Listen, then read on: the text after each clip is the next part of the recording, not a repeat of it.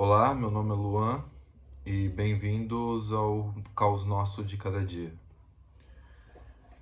Para dar início ao canal, eu acho que nada mais justo do que eu tratar desse livro aqui, que é o Liber Nu e Psiconauta, que é o principal expoente da magia do caos, estruturada dessa forma, né, como magia do caos em si. E como a minha principal fonte de espiritualidade e caminho mágico é a magia do caos, acredito que o melhor livro para começar o assunto desse canal seria o Liber Nu. Então a gente vai começar, eu vou falar dele até o Liber MMM e vamos dar uma breve introdução aqui. Esse livro ele foi publicado originalmente na Inglaterra pelo escritor, ocultista e cientista Peter Carroll, que foi a pessoa que estruturou a magia do caos da forma como é conhecida hoje. Ele não foi o criador da magia do caos, a magia do caos ela já vinha sendo trabalhada pelo Spare, pelo Osman Austin Spare, e no início do século XX. Mas como magia do caos, da forma que a gente conhece hoje, foi o Peter Carroll que criou. Esse vídeo não vai ser curto, porque não tem como falar brevemente dos temas. Então, vamos lá. Ele começa com uma nota de um membro da IoT, que é a Ordem Illuminates of Thanateros, Illuminates, né, no caso, ou Iluminados de Thanateros, ou Illuminates de Thanateros, como a gente está no Brasil, aí fica a critério de cada um a pronúncia, né? É uma ordem de origem britânica também, foi criada em 1977 pelo Peter Carroll. Pode ser que tenha mais um criador, eu não me lembro agora. Mas eu sei que o principal nome era o Peter Carroll, né? Ele não faz mais parte dos Iluminados de Thanateros, mas ele foi o fundador, ou pelo menos um dos fundadores. Começa com uma nota do Eurico Benjamin, que é um frater da Illuminatus of Thanateros da América do Sul, e ele fala algumas coisas. Uma frase que ele pontuou, que a oportunidade que você tem em mãos é a possibilidade de começar a acreditar em si mesmo. Eu acho essa frase muito interessante porque contextualiza toda a prática da magia do caos, que é a crença pessoal, é uma prática muito pessoal, né? E então o acreditar em si é fundamental, mais importante do que acreditar em outras divindades. Eu acredito que na prática da magia do caos o principal expoente é o eu. Apesar da gente falar da dissolução do ego também nessa prática mágica, como praticamente todas as escolas mágicas, esotéricas e religiosas, é fundamental essa crença nas suas capacidades. O eu, ele, como ego, ele é traiçoeiro. No livro a gente vai ver isso, né? Mas a autocrença, ela é muito importante. A autocrença que eu falo, deixa eu arrumar uma palavra melhor. A crença em si é nas suas capacidades, né? Porque se você não acreditar que você é capaz de operar um trabalho mágico, ele não vai ter serventia nenhuma, né? Daí aqui a gente tem também uma introdução do pessoal da Penumbra, que é o pessoal de uma editora que eu adoro, tenho vários livros deles, tenho o Cabala Clifote e Magia Goésica, mágica visual, nossa, eu adoro mágica visual, o Grimório dos 40 Servidores, eu tenho também deles o Renascer da Magia, o Aleister Crowley e o Deus Oculto. A gente vem aqui para o Liber Nu propriamente dito, né? Peter Carroll, blá blá blá. Só uma breve orientação aqui, orientação não, uma breve sobre o que os livros, né, que a gente vai abordar aqui dentro.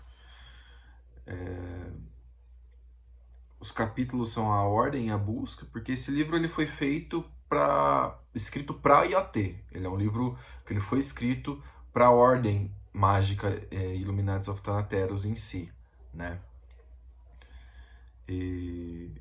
Então ele fala um pouco da ordem, o Liber MMM, que é o que a gente vai ver hoje, que é o treinamento para você começar a conseguir ter resultados mágicos, o Liber Lux, que seria o livro Luz, o Liber Nox, que é o livro Sombra, o Liber Aeon, que ele fala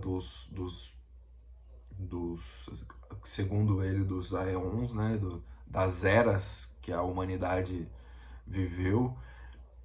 Mais pra frente vai falar que nem todos os lugares do mundo está no mesmo Aeon, e isso é muito interessante.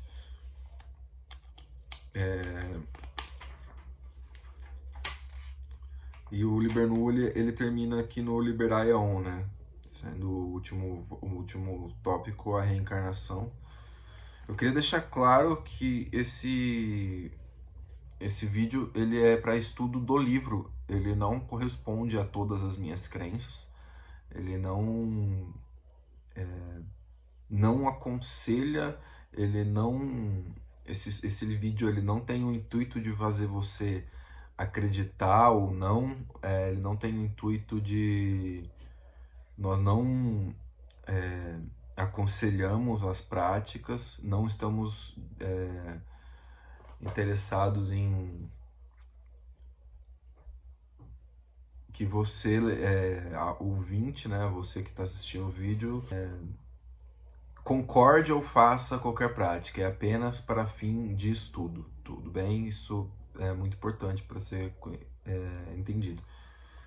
É interessante que o Peter Carroll, ele na introdução, ele deixa claro que a parte sombria da magia é tão válida quanto qualquer outra parte dela, né? A magia do caos ela tem uma tendência para a esquerda mágica muito forte, né? Não é regra, mas metade do livro é sobre a esquerda. E por isso eu digo, né? Não leve tudo que está aqui a sério, até porque a própria introdução diz que tem conceitos defasados. Mas como estudo, eu acho que esse livro ele é fundamental para qualquer estudante sério de magia do caos. Coisa que dificilmente você encontra em grupos de Facebook. A magia do caos ela sendo estudada a sério, né?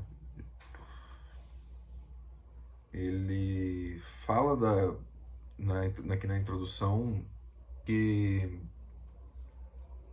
qualquer pessoa que tenha problemas, transtornos, problemas de saúde, não são aconselháveis à prática mágica, né? E ele não me explica o porquê, mas eu entendo que quando ele fala isso é porque como a gente trabalha com muitas energias, algumas sutis, outras mais densas, um problema de saúde ou de saúde mental pode agravar o seu caso, né? Então é muito importante a autoavaliação e o autoconhecimento para a prática de qualquer prática mágica, né? Avançando aqui, ele faz um organograma, né? Ele coloca as principais escolas, né, da magia, colocando como primeira de todas o xamanismo. E daí vem Babilônia, o tantrismo, o taoísmo, o gnosticismo, o sufismo. Aí vem mais para bem mais para frente a alquimia do hermetismo, né? A Goécia da Idade Média, de John Dee com a magia enoquiana. Ele faz um organograma até chegar na IoT, né? Onde os principais influências da IoT seria o Crowley, né? O Aleister Crowley, a Astrum Argentum, né? Os Oskia, que é os Oskia cultos do Spare, do Austin Osman Spare. A bruxaria e a feitiçaria, combinando isso na IoT. Eu não sei se vai estar invertido, mas o organograma é esse aqui. Não sei se dá para ler. Daí ele já começa falando da ordem, né? Os objetivos da ordem. Eu achei interessante essa passagem que fala: nessa ordem, sem passado, não há onde esconder o futuro do presente. É bem filosófico, a magia do caos era muito filosófica, né? Sem passado porque, bom, ele tinha acabado de criar, né? Mas ao mesmo tempo a magia do caos, ela, se a gente pegar o fundamento dela, ela tá na humanidade desde sempre. Ela sempre esteve presente na humanidade porque, como metasistema, você pode usar virtualmente tudo o que for que você desejar, né?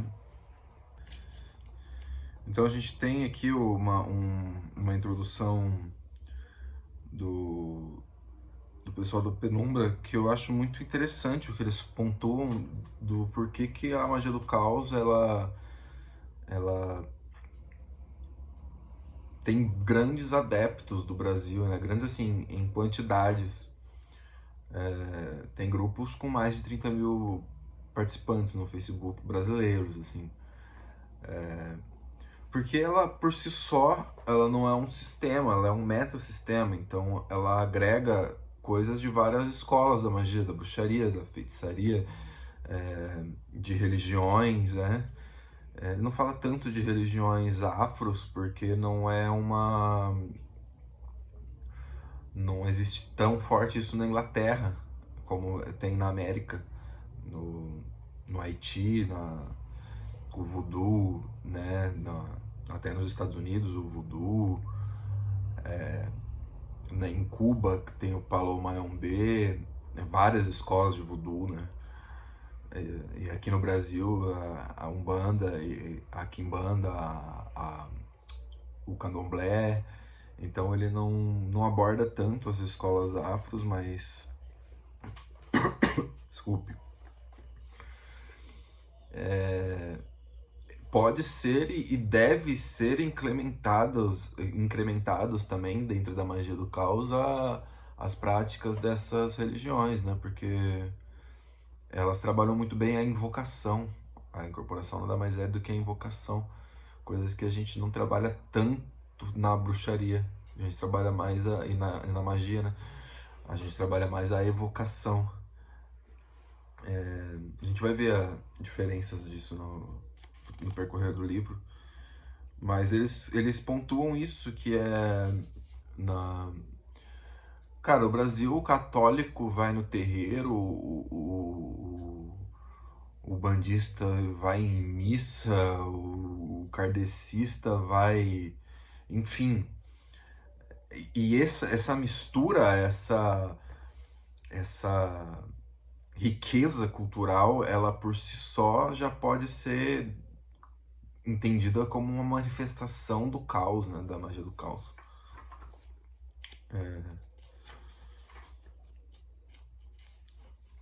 A gente vem aqui para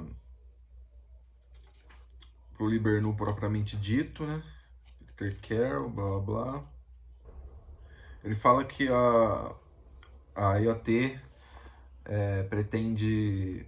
Um dos objetivos dela é desbravar o novo Aeon, né? Que estava, segundo o escritor, dando início, né? Não se sabe exatamente quando. Alguns acreditam que quem deu início ao novo Aeon foi o Crowley, né? O Aleister Crowley. com as evocações que ele fez no Egito e tal. É possível, não vou entrar no mérito se isso é verdade ou não. Cada um tem como verdade de acordo com suas próprias experiências. Tanto que o lema da magia do caos é nada verdadeiro, tudo permitido. Porque não tratamos de verdades universais. A experimentação é o principal ponto da magia do caos. Aí ele reforça, tipo, sobre o estudante. O estudante, ele precisa enfrentar o mais forte adversário, que é ele mesmo, né? É interessante deixar claro que a linguagem o estudante ou praticante, ela é... O Peter Carroll deixa isso claro no livro e eu estou tentando deixar isso claro para você, né? Porque quando a gente fala é puramente para manter uma coerência textual ou narrativa. Não excluímos mulheres, pessoas da comunidade LGBT, QIA+, enfim, eu não sei todas as siglas. Não excluímos pessoas transexuais, não excluímos gênero algum, gênero fluido, não excluímos, não existe distinção de gênero dentro da magia do caos.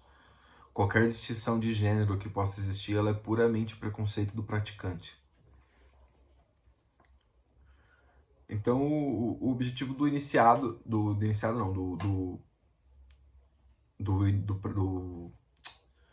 estudante é domar a mente, aprender o início de como domar a mente para conseguir resultados mágicos.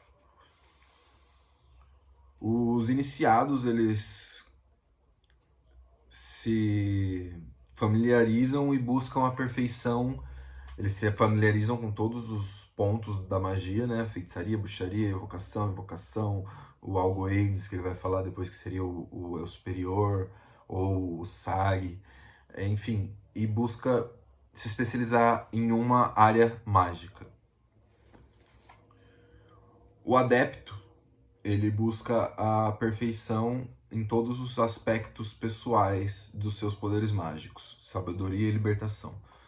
Cara, é o aperfeiçoamento do eu como pessoa, não do eu como ego. É o aperfeiçoamento e o refinamento da alma, da prática, da filosofia.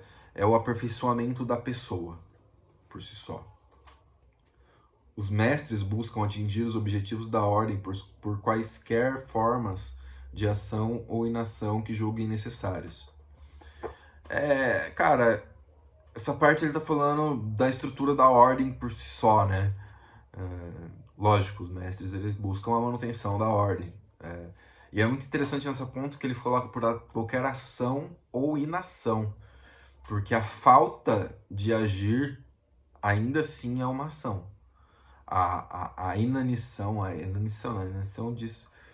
é outra coisa. A inação, a falta do agir ainda é um agir. Não necessariamente prejudicial, mas geralmente sim. Mas muitas vezes é necessário que não haja, que não se tenha uma ação diante de alguma coisa para que um resultado seja alcançado também. A gente vai entrar, propriamente dito, no Liber MMM, que o Liber MMM ele se consiste num manual de treinamento mágico para que você consiga alcançar os seus primeiros resultados, né?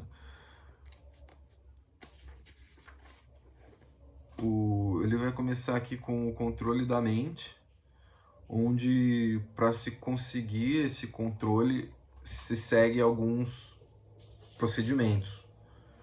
A imobilidade, onde ele aconselha que você consiga ficar imóvel por o tanto que você conseguir, mas de início buscar os 5 minutos. Lógico que você não vai conseguir, provavelmente, ficar imóvel por 5 minutos. E por imóvel é imóvel. Tipo, mexer o mínimo de músculos possível, inclusive na respiração, evitar piscar, evitar mover os músculos da língua, da boca, da face, da garganta, evitar todo e qualquer tipo de movimento, voluntário ou involuntário. É complicado, cara, é difícil, não é fácil. E, e não deve ser. O objetivo é buscar, no mínimo, conseguir essa imobilização por 15 minutos.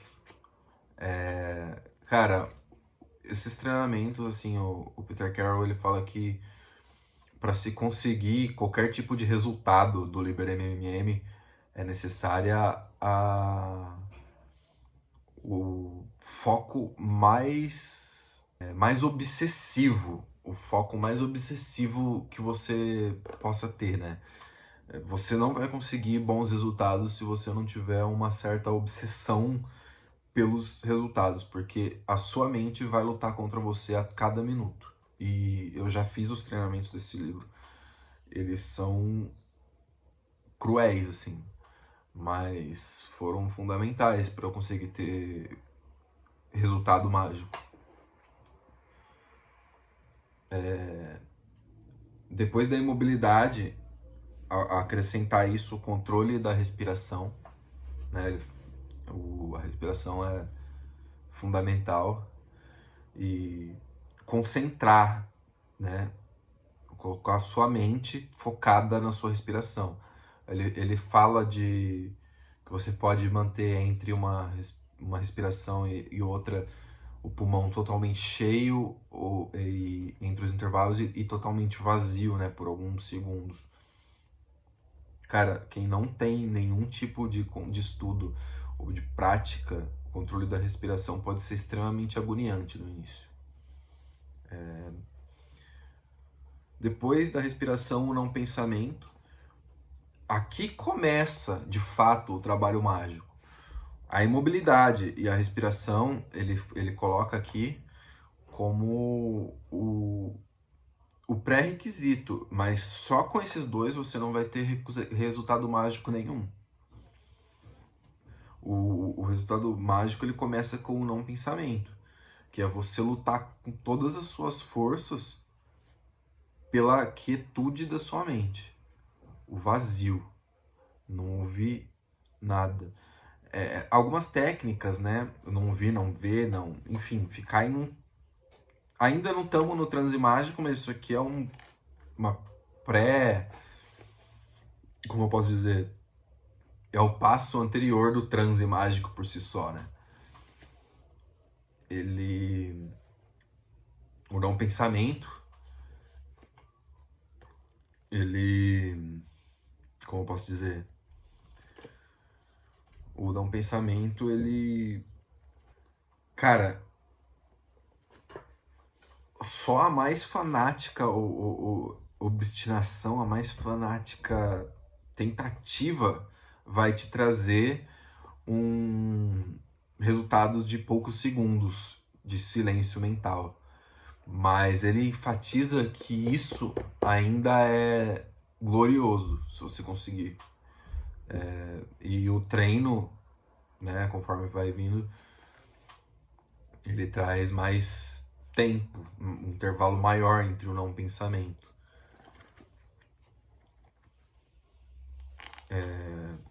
Ele costuma ser natural depois de um tempo, né, depois de um bom tempo, mas é difícil você conseguir esse estado.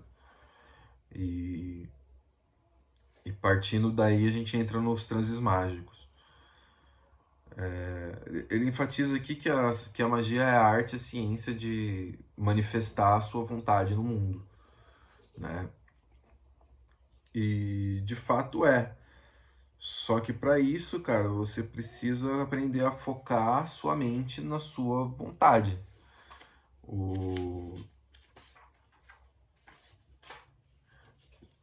No caso aqui, dentro da magia do caos, a principal forma de conseguir isso é através dos sigilos.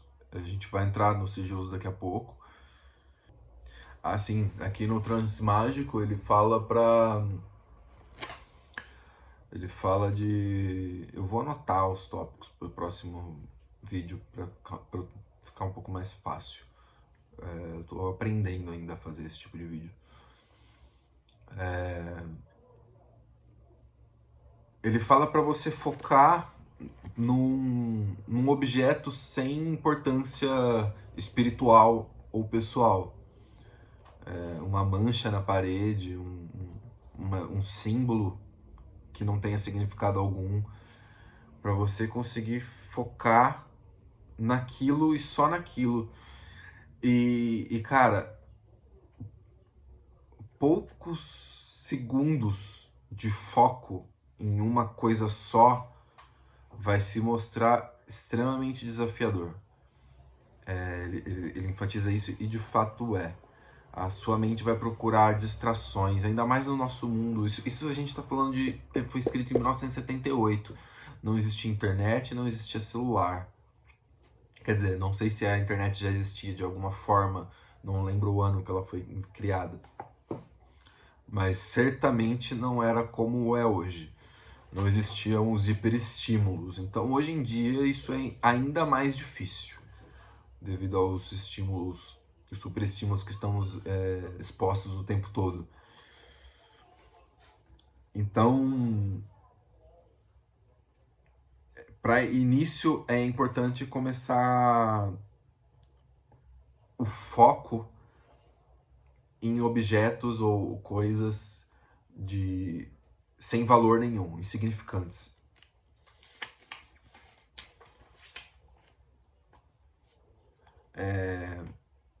Aqui ele vai falar da concentração em objetos, né, mais propriamente dito, que é ele ainda cita muito, eu acho interessante que ele cita da lenda do mal-olhado, né, que deriva da habilidade que os feiticeiros, magos, bruxos, enfim, têm de focar em uma coisa só e ficar por muito tempo, ficar por um bom tempo observando aquilo e lançando os seus feitiços ou lançando suas orações com uma fixação até quase paranoica. Então ele fala da importância dessa concentração, porque isso aqui vai ser a base para lançamento de sigilos visuais, né?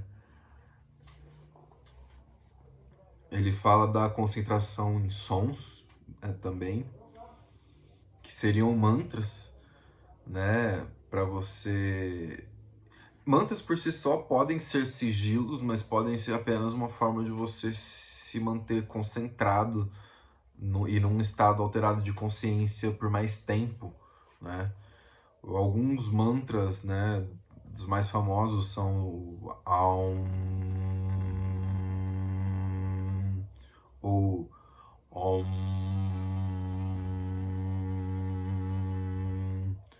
Dentro da parte mais judaica tem o Yod He Vav He, e a repetição desses mantras até a sua mente entrar em um looping daquilo automaticamente, né? Isso aqui a gente está falando de treino, a gente ainda não está falando de prática mágica, né? E para que a prática mágica seja eficaz, isso tem que estar automático, tá? E aqui ele vai falar em concentração em imagens, né? Em objetos, isso aqui pode ser um objeto físico, né? Sei lá, um quadrado, um triângulo, mais físico. Agora a gente vai entrar na parte de concentração em imagens, né? E aqui sim vai entrar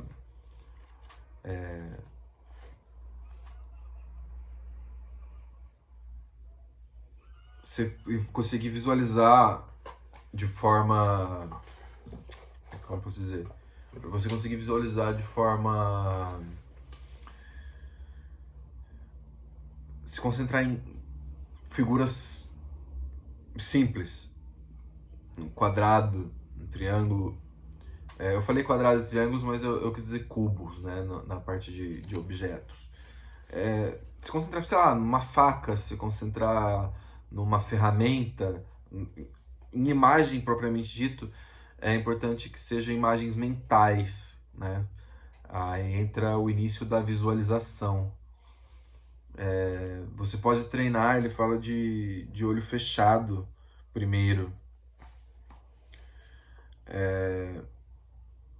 Mas, cara, ele fala que só o esforço mais obstinado vai conseguir trazer mais do que alguns segundos dessa imagem. Tenta fechar o olho, não precisa ser agora, pode ser depois de terminar o vídeo. E visualiza uma estrela. Tenta ver essa estrela.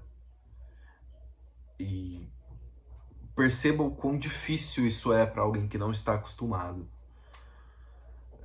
É extremamente difícil, é muito difícil. Mas isso é fundamental.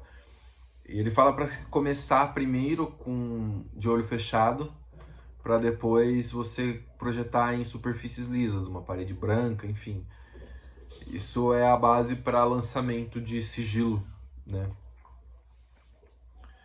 Ele fala, depois ele entra na metamorfose, que basicamente é a habilidade de transmutação, né? Da mente, principalmente. Tem uma frase aqui que eu adoro, cara. Deixa eu ver onde tá. Mesmo uma leve habilidade de modificar-se é mais valiosa do que qualquer poder sobre o universo exterior. Cara, isso aqui é de uma riqueza mágica imensurável, porque ele fala da habilidade de se auto-modificar, de se auto-transformar. A metamorfose por si só. Cara, se você não tiver controle sobre si, você não vai ter controle sobre nada. Então, ele fala, é muito interessante que ele fala que é impossível cultivar qualquer virtude como espontaneidade, alegria, orgulho piedoso, graça ou onipotência sem envolver-se mais convencionalmente em sofrimento, culpa, pecado e impotência no processo. Ele fala da dualidade, né? A gente vive em um mundo dual, então buscando uma virtude, inevitavelmente a gente vai ter contato, pelo menos, com a contraparte dessa virtude, né? Isso entra até na lei da polaridade. Mas a gente não vai entrar muito a fundo nisso aqui. Futuramente talvez eu possa trazer o estudo do Caibalion.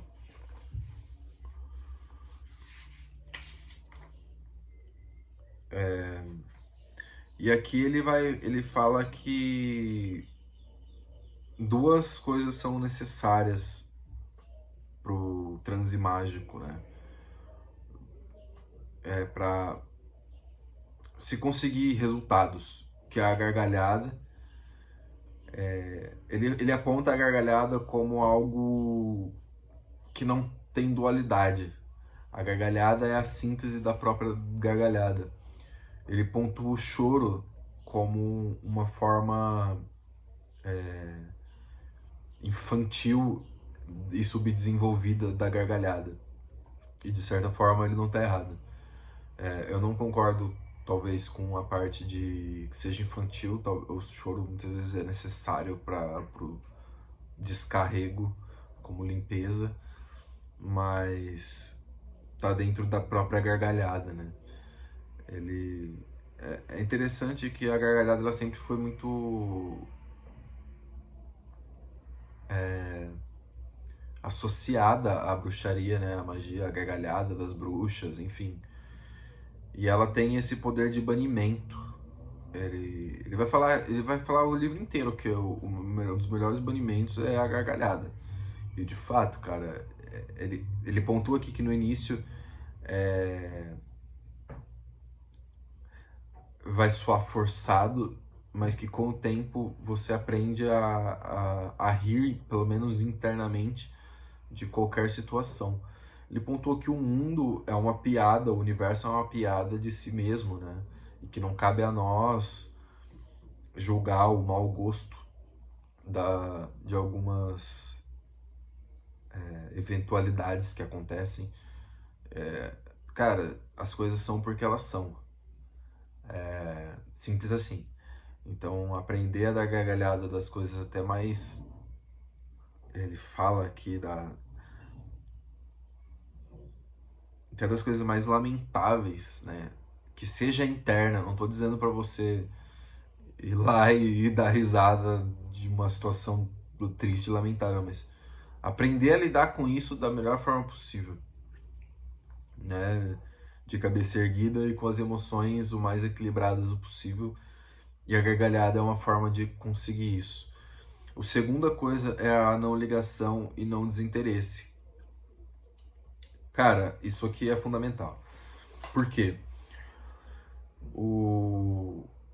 A nossa mente, quando a gente vai lançar um feitiço, seja qual for, ela vai lutar o tempo todo contra o nosso objetivo mágico. Isso é inevitável. Ela vai ficar, mas e se não funcionar? E se deu errado? Eu chamei o obsessor. Enfim.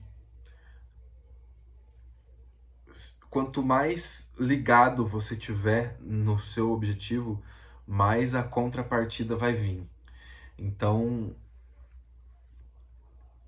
é lançar e esquecer. O não desinteresse também, porque se você lança, você não tá vibrado, só que, tipo, você não tá vidrado. Só que você, eu quero que se foda, desculpa a palavra, também não vai funcionar. Tipo, o foda-se é importante. Eu, tipo, cara, rola aí, vai. Seja... Só que o foda-se num sentido de desinteresse, de, mano, cara, também não reforça o seu objetivo mágico. Ele fala uma coisa muito interessante aqui nessa parte também, que é interessante observar os nossos hábitos, né? Porque os hábitos moldam a nossa personalidade.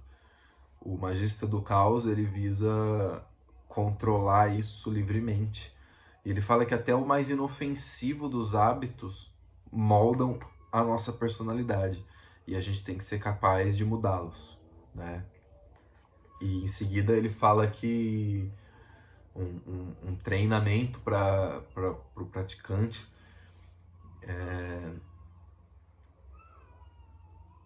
a remoção de um hábito e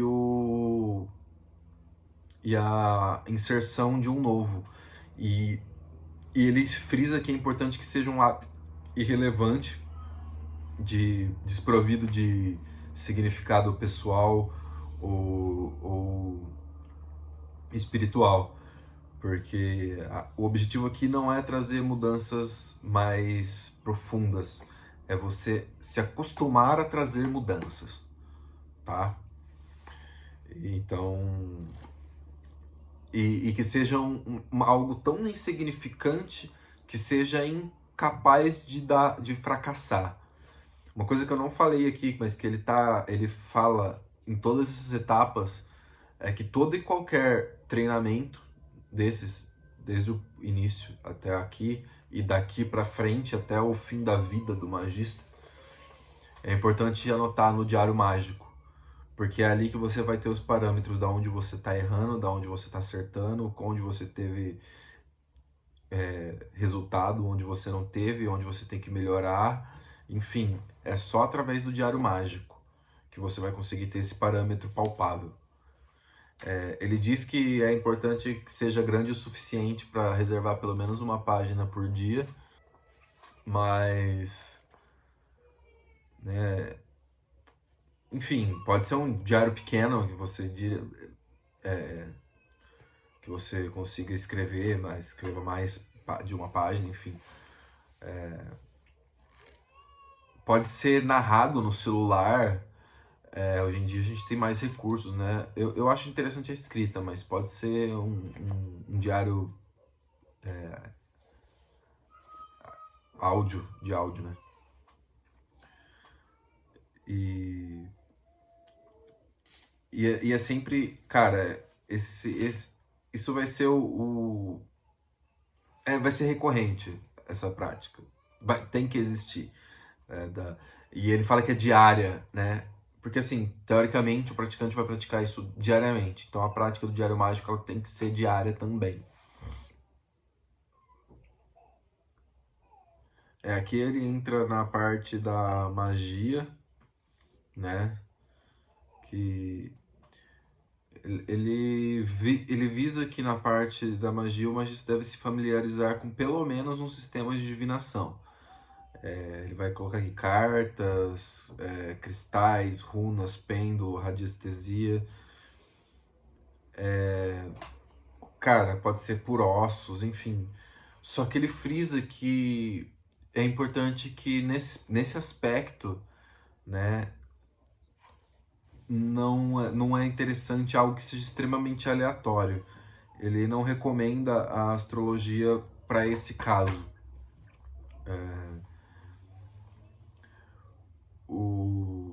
Ele enfatiza aqui a importância de armas mágicas, gestos, sigilos, visualizações, né, sigilos visualizados, feitiços em palavras e o transe mágico. E ele enfatiza que, cara, eu acho que isso aqui é a primeira coisa que qualquer praticante tem que saber, é o banimento. O banimento ele é essencial, porque ele vai evitar. Primeiro que ele coloca sua mente no estado propício, ele vai gerando o transe mágico por si só. Ele faz com que as energias trabalhadas ali permaneçam ali e ele faz com que energias contrárias de fora não interfiram. O banimento ele é uma prática que ele deve ser feito antes e depois de qualquer trabalho. Para a segurança do magista e para o sucesso da prática. Como arma, ele coloca que pode ser uma espada, uma adaga, uma varinha, um anel grande. É importante que seja algo impressionante para a mente, né? Para ela acreditar que aquilo tem poder. Acreditar no mais profundo inconsciente. De acordo com a magia do caos, acredita-se que a magia mora no inconsciente.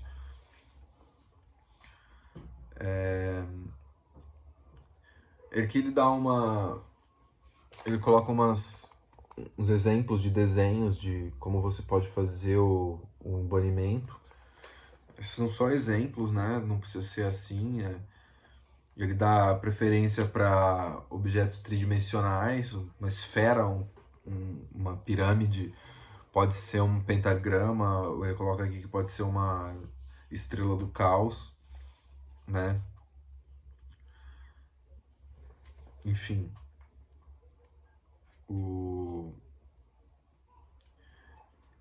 Isso é a preparação já da mente, né? Como eu tava falando. Da mente para você entrar para o trabalho mágico propriamente dito. Depois ele vai entrar na parte de sigilos.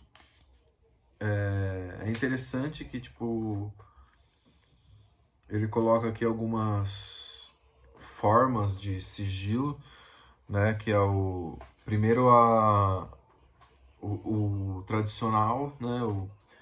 Que é você escrever uma frase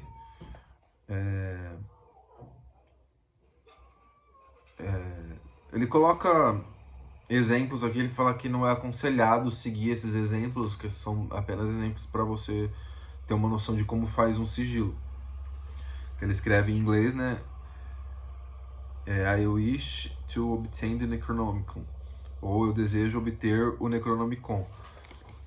E tá, eu acho que vai estar invertido pelo vídeo, eu não sei como que faz para deixar ele para desinverter, talvez desinverta depois, enfim. E você corta as letras repetidas, tem gente que corta as vogais também e fazem um desenho, né? Que ele escreve a frase, cortou as letras e com as letras vocês fazem o desenho. Ele pode ser feito a partir de um outro desenho que simbolize o seu objetivo, que ele coloca um ataque, né, como se fosse um boneco de ataque. E a partir desse desenho primordial fazer um sigilo, e ele coloca como um mantra também, que é muito interessante, que é você pegar, aqui ele coloca: desejo encontrar um sucubo em sonho. De novo, ele não aconselha, e nem eu, a colocar esses objetivos, é apenas para fim de estudo e de entendimento. E aí você faz o mesmo esquema, faz uma frase, corta e vai e brinca com palavras de forma que fica sonora, né? E aí você fica repetindo esse mantra. Aqui no caso, em inglês ele colocou, né, I wish to meet a succubus in a dream. E aí ele cortou as palavras e deu o mantra tipo Haui Ener Kusad.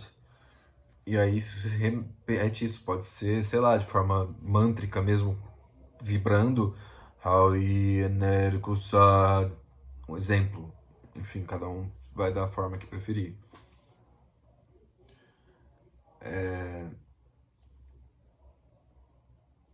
E, cara, ele enfatiza o esquecimento do sigilo como algo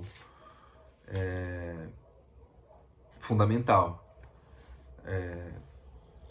Cara, isso é meio complicado, porque se a gente tá fazendo um feitiço é porque a gente precisa daquilo, não tem como esquecer. Mas, por exemplo, quando você começa a pensar no objetivo do seu feitiço,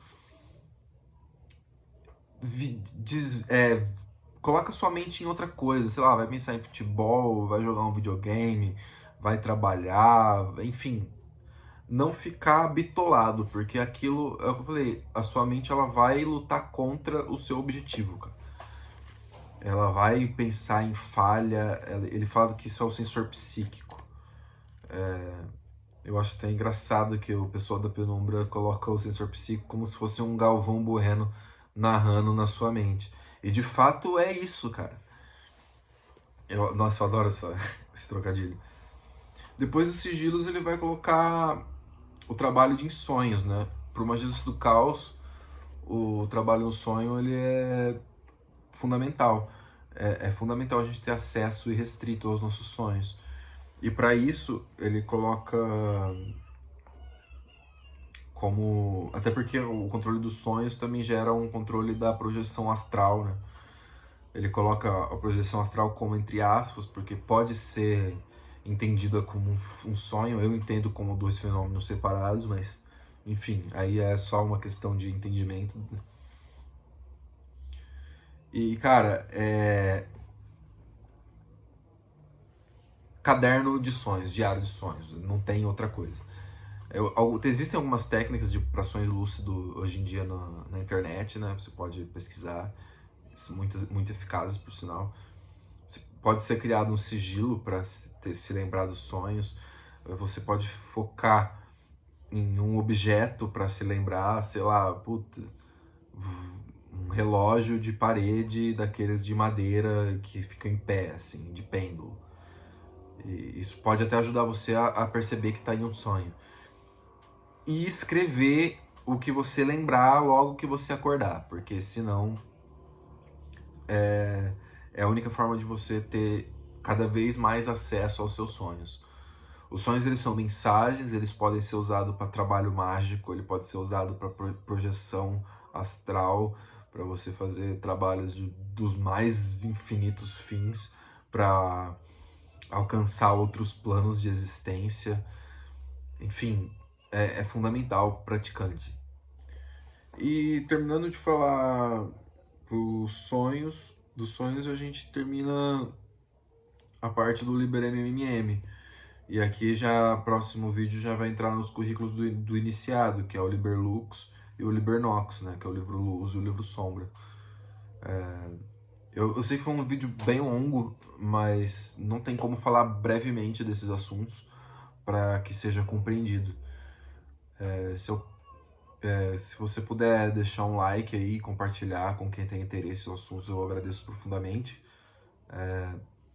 E é isso aí, até uma próxima vez. Obrigado aí por todo mundo que assistiu.